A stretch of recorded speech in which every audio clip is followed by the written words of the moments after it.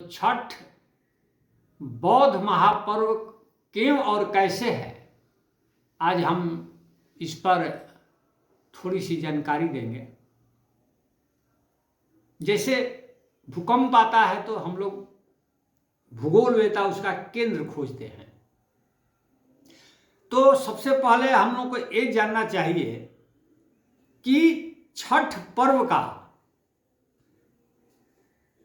केंद्र और उसका एरिया कहाँ है। तो हम लोग क्या देखते हैं, हम लोग ये देखते हैं कि छठ महापर्व का जो विस्तार है शुरुआती दौर में, वो हम देखते हैं कि ये नेपाल की तराई, पूर्वी उत्तर प्रदेश और बिहार, इतने इलाके में छठ की बड़ी अहमियत है। और नेपाल की तराई, पूर्वी उत्तर प्रदेश और बिहार, ये ऐसे इलाके हैं जहां बुद्ध पैदल घुमा करते थे। और जो हमारे यहाँ जो प्राचीन बौद्ध केंद्र रहे हैं, लुम्बिनी, बोधगया, तो इन क्षेत्रों में छठ पर्व का ज़्यादा महत्व है। अब धीरे धीरे इसका विस्तार होते गया है, दक्षिण भारत में भी यह महापर्व पहुंचा है, मुंबई में, दिल्ली में। तो निश्चित रूप से कहीं ना कहीं इसका गहरा संबंध बौद्ध धर्म से रहा है।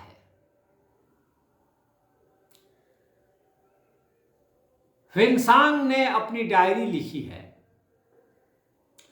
तो उस डायरी में वो जब बलख की यात्रा करते हैं तो उन्होंने छठ व्रत का जिक्र किया है, जिसका अनुवाद यूरोपीय विद्वानों ने, किसी ने कर दिया है 6 हॉलीडे, किसी ने कर दिया है 6 फास्ट डे, लेकिन मूल रूप से ह्वेनसांग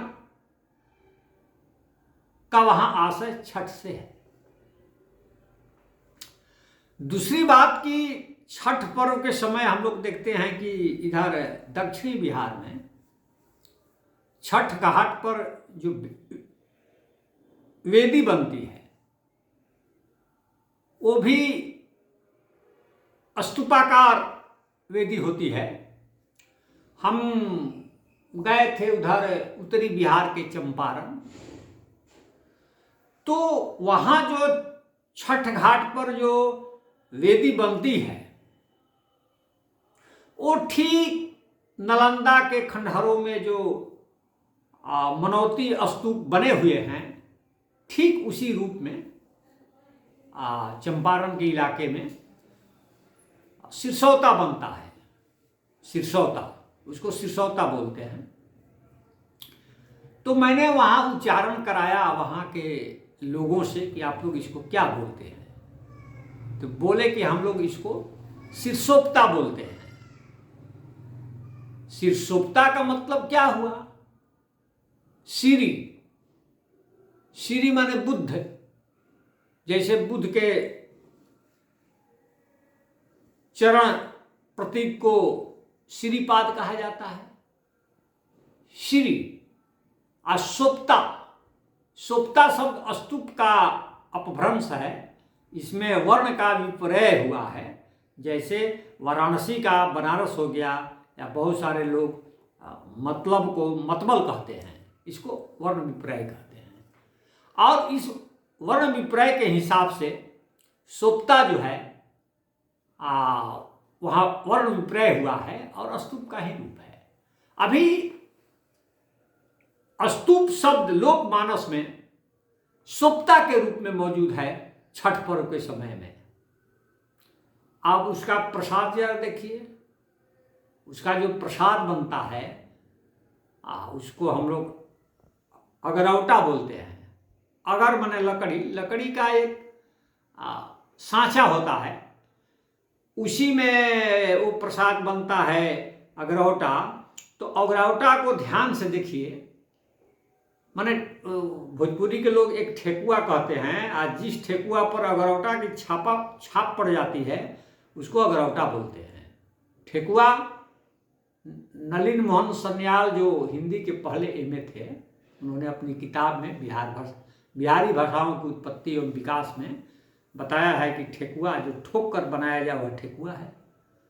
अगरौटा में जो अगर है वह लकड़ी का प्रतीक है। तो जो छठ का प्रसाद बनता है, जो अगरौटा बनता है आटे का, गुड़ का, तो उसमें हम लोग क्या देखते हैं कि एक तरफ पीपल के पत्ते का निशान होता है और दूसरी तरफ धम्म चक्र होता है। और उस धम्म चक्र में भी आप गिन करके देखिएगा 8 आरे होते हैं, 8 आरे, 8 तिलियां। और जब ही मार्केट में अब 6 तिलियों का अगर कोई अगरौटा का सांचा आ गया तो समझिए कि एक पूरा तत्व की ईंट को हम लोग नष्ट कर रहे हैं, 8 तिली का। तो छठ का इतिहास कागज पर नहीं, उस प्रसाद पर, उस चढ़ावा पर लिखा है। तो इतिहास को पकड़ने के लिए बहुत सूक्ष्म दृष्टि की जरूरत है। और भी इसमें बहुत सारी बातें हैं, जैसे सूर्य मूर्ति का जो विकास हुआ वह बुद्ध की मूर्ति से ही हुआ है। मूर्ति कला का इतिहास हम लोग पढ़ेंगे तो यह बात क्लियर हो जाएगा। और इसमें सूर्य भगवान को अर्घ्य दिया जाता है। वह किसी न किसी रूप में, वह बुद्ध का ही डेवलप रूप है। कई प्रकार से विचार करने पर हम लोग पाते यही हैं कि छठ महापर्व बौद्ध है, बौद्ध महापर्व है। इसको महापर्व कहते हैं। हम तो कहते हैं कि बुद्ध के जीवन की जितनी घटनाएं हैं सब में महा जुड़ा हुआ है। महापरिनिर्वाण, महाभिनिष्क्रमण, उनकी जैविक माता का नाम था महामाया, उसमें भी महा है। उनके जो पालन पोषण करने वाली मौसी थी, उनके नाम में भी महा है। तो अगर छठ को आप महापर्व कहते हैं तो यह कोई आश्चर्य की बात नहीं। धन्यवाद।